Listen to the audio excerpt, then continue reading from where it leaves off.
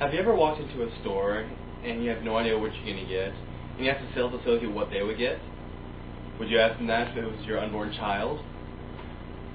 When it comes to sleeping arrangements, you have many choices to choose from, but how do you choose? As a new dad and as a sales associate, I'll help you try and figure out ways of narrowing down what you need for your child. First off, you need to decide where they sleep and in what. For the first few months, you want the child to be close to you in the same room. To do this, you would have them sleep in a bassinet.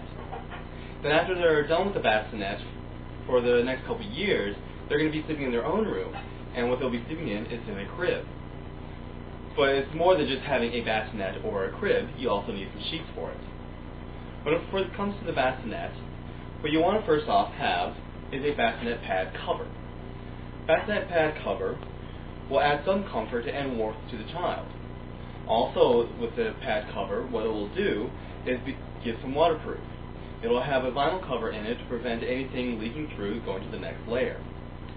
The thing about this is that if the child has an accident, it is an easy thing to replace, and it's less likely you have to replace everything in the bassinet. And when it comes to replacing the pad, you probably want to have a couple more than just one, so you just put the new one on. The other thing that you can have for a bassinet is the bassinet sheet.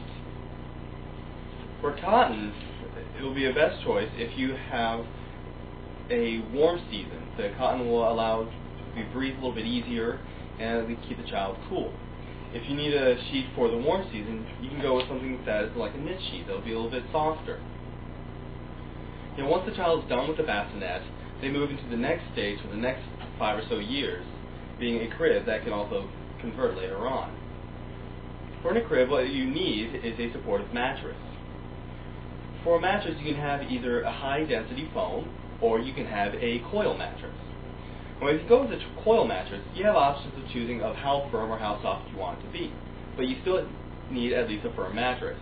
Pediatricians recommend for a coil mattress to have at least 150 coils. Also, for this mattress, what you need is to be able to breathe. There's air inside, it's got to go somewhere. When the child uses this mattress a little bit later, they start jumping on it, the air's got to escape fairly quickly.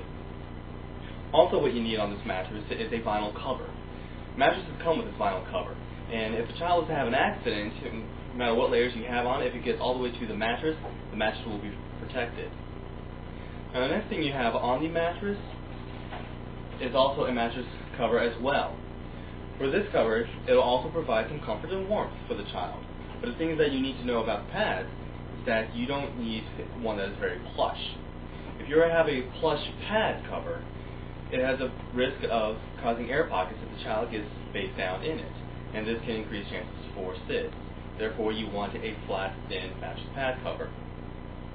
And also, pad cover, you want one that has a vinyl layer in it, so as well, it will prevent any leakage going to the next layer. And if a child does have an accident, you can have a couple other pads so you can change it easily at night. And for the sheets for a crib, what you can use, again, for when it's the warm season, using a cotton crib sheet that'll keep the child fairly cool. Or if it's the winter season, you can also go with flannel sheets that'll keep the child very warm. And also, you want to have several of these on hand in case there's any accidents.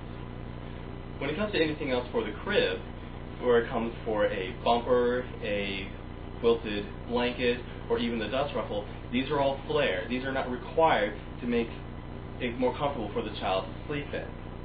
And with these items, you have all that you need for the baby to sleep fairly well. So for the first couple of months, it's just a matter of getting a couple sheets and the child will be fine in the bassinet.